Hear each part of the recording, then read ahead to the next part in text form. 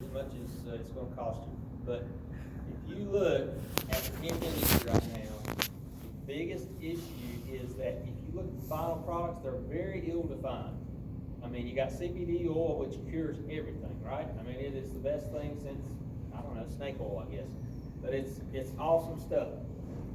But as far as having well-defined products, they're just not there.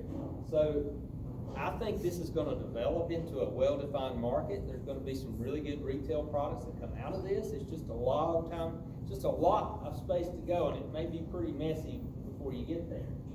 But here's what Your Monitor International, which is a business analyst service that I really like. They have really good insight. This is sort of the spectrum they see in the final products as they begin to emerge. And it goes all the way from hemp products, fiber, all the way to prescription drugs. And in between are functional ingredients like you put in food, or maybe put in salve put on your hand or something like that. Cannabis as a relaxant and intoxicator. That's marijuana, by the way, if you don't know. I mean, it's all cannabis, right? Cannabis as targeted for wellness, so like health supplements or maybe over-the-counter drugs. That's kind of the spectrum they see emerging. What's interesting is their conclusion. The one industry that has the largest sphere of influence in this wide spectrum is the tobacco industry. And I can tell you, they are on this. They are very quietly lobbying in D.C. for heavy regulation of it, because they're very good at complying with regulation. And they know if you get heavy FDA regulation, all these those 800 processors, there might be 2 left, because nobody can afford to comply with it once it happens. So when I look at the business models in the hemp industry, the tobacco one works. And we do have it in eastern North Carolina, and it's not going to be burley tobacco guys either. I think it's going to be flue-cured tobacco guys. But now between here and there, it's going to be a lot of blood on the floor before we get there. So you better be careful. So there's my drawer of questions, but my questions up there to ask about the industry. What will the final products be? We still haven't got there. Very old. Who can comply with FDA regulation? FDA, and I said when FDA regulates, not if. They are going to regulate it. It's just a matter of what year they're going to do it in. And when they do it, all those kitchen processors and all these people that are fly-by-nighters, they're gone. They're out immediately. And I can tell you, Big Tobacco is lobbying for very heavy FDA regulation, because yes, it's costly, but they can do it and nobody else can. So it knocks out all the competition just like it has in tobacco. And then thirdly, who can control the product from production through retail? Big Tobacco companies, man, they got it figured out. They can take this production system that they've been using for flue-cured tobacco. They got the infrastructure on the farms. They can control it all the way from production, all the way, and they know how to control the retail space on a highly regulated product. They can do that. They got the grocery store space, they got the convenience store space, and they can comply with FDA regulation.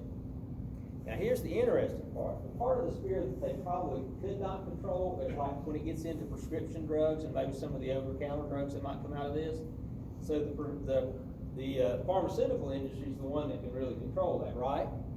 They're really good at that, but they don't know how to control the production end of it. They've never done that. They don't want to come out here on farms and contract. So here's what I think will just be fascinating if this happens, and I think it's really possible. I don't know for sure. But if you see a partnership between pharmaceutical companies and big tobacco companies to produce these products, won't that be the irony of ironies? But it can truly, I think it can truly happen, because the pharmaceutical companies can say, hey, Altria, how about if you will produce this product, and then if you'll process the raw product for us and provide us the cannabinoid or whatever specific part of it is, we'll pay you to do that, and then we'll go ahead and take it further on into the prescription drug or the over-the-counter drug. I think that could happen. Now, Blake Brown may be totally wrong on this, but I think that's the business model that y'all look at. And if you're a farmer, this is my last slide. You better decide how much risk you're going to take. If you're a flue-cured tobacco farmer like west of here, it'd be wise to be trying a little bit. Now, be careful careful who you do business with, because there's a lot of people out here that, even if you sign a contract with them, they may not buy it when you get done. So you can lose it costs you about $15,000 an acre to produce an acre of this stuff. You can lose a lot of money real quick. Now, the other part is, even if you go with a bona fide buyer, one that's really legit, the specs are really tight and really strict. So if you come up, and even you're with criticality, which I think is the tobacco industry, that's the model that's out there, and your product doesn't quite meet their specs, it's just like taking your tobacco back home. You'll have to take it back home, and it's not good to take half of a $15,000 an acre crop. So be careful. But I do think in the end, and it's going to be bloody and messy between now and then. You can lose a lot of money if you're not careful, but some people will make a lot of money. You know, in the end, I think these flea pure producers probably are going to wind up being the low-cost producers. Now, is it going to be they're not going to get $35,000 an acre for it after this all falls out. You might get $16,000 an acre if it costs you $15,000. And it's going to be a normal crop sort of like tobacco, but we're probably very competitive in it. So that's what I have to say about him. Is that good? All right.